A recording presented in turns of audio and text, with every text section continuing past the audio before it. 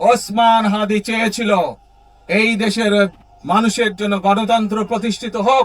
প্রিয় ভাই বোনেরা, কয়েকদিন আগে এই বাংলাদেশের 24-এর আন্দোলনের এক সাহসী প্রজন্মের এক সাহসী সদস্য ওসমান হাদিকে হত্যা করা হয়েছে। ওসমান হাদি শহীদ হয়েছে।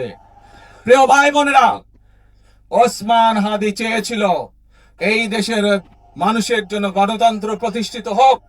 ওসমান হাদিকে স্মরণ করে যা বললেন তারেক রহমান, মানুষের গণতান্ত্রিক অধিকার প্রতিষ্ঠিত হোক। এই দেশের মানুষ তাদের গণতান্ত্রিক এবং অর্থনৈতিক অধিকার ফিরে পাক। আজ 24-এর আন্দোলনে যারা শহীদ হয়েছেন, ওসমান হাদি সহ 71-এ যারা শহীদ হয়েছেন, বিগত স্বৈরাচারের সময় বিভিন্নভাবে খুন গুমের শিকার হয়েছেন, এই মানুষগুলোর রক্তের ঋণ যদি শোধ করতে হয়, আসুন আমরা আমাদের সেই প্রত্যাশিত বাংলাদেশ গড়ে তুলব, যেখানে আমরা সকলে মিলে কাজ করব, যেখানে আমরা সকলে মিলে আমাদের প্রত্যাশিত বাংলাদেশকে গড়ে তুলব। প্রিয় ভাই বোনেরা,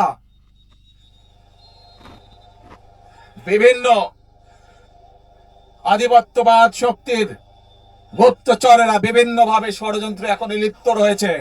আমাদেরকে ধৈর্যশীল হতে হবে, আমাদেরকে ধৈর্য ধারণ করতে হবে। বিশেষ করে তরুণ প্রজন্মের যে সদস্যরা আছেন, আপনারাই আগামী দিন দেশকে নেতৃত্ব দিবেন, দেশকে গড়ে তুলবেন। এই দায়িত্ব তরুণ প্রজন্মের সদস্যদেরকে আজ গ্রহণ করতে হবে, যাতে করে এই দেশকে আমরা সুন্দরভাবে গড়ে তুলতে পারি।